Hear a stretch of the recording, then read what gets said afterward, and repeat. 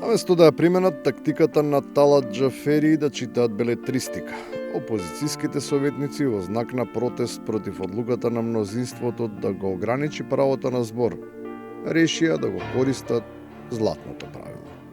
Но во Куманово е забрането дури и да се молчи. Повелете, советник, ќе говорите ли да го одземам правото на молк, иако немате право да молчите и да ни го заземете времето? Имате 10 минути да зборувате, не да молчите и да не... Ве молам, не е тоа користење за зборување, туку за молчење. Нема што, кој друг бара збор. Амбиентот е таков благодарејќи на некогашната љубов меѓу поранешните сопартици, која прерасна во омраза. Па изгледа е сосема нормално, едни со други, постојано да се спуштаат. Ве молам, задржете се на материјалната расправа.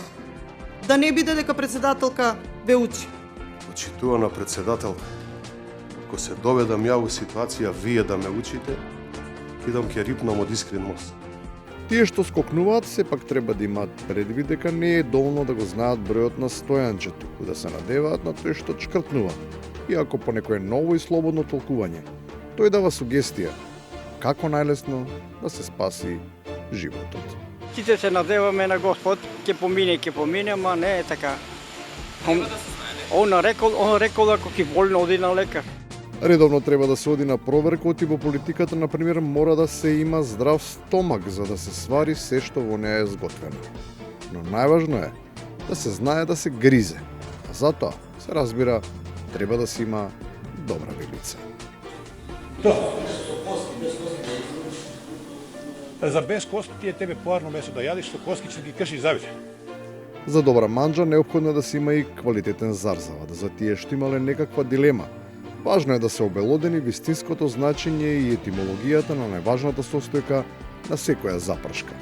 Додуша, со мощне прецизно објаснување. Не знам дали сте слушнале дека ова е селски кромит. Значи има млад кромит, има кромит, меѓутоа има и селски кромит. По стара навика ние селски кромит, бидејќи се сади у селата, не може у градот.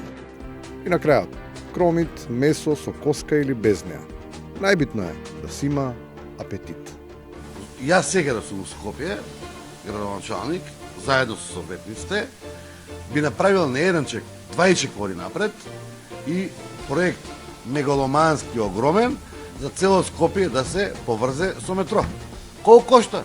500 милиони евра, 500, зимај ги. Иако контекстот е евидентен, останува нејасно дали Јанчев би дошол во Скопје. Оти првиот пат. Бргу се врати, ама тогаш амбициите беа поголеми од сега, а кредитот изгледа многу помал од половина милијарда.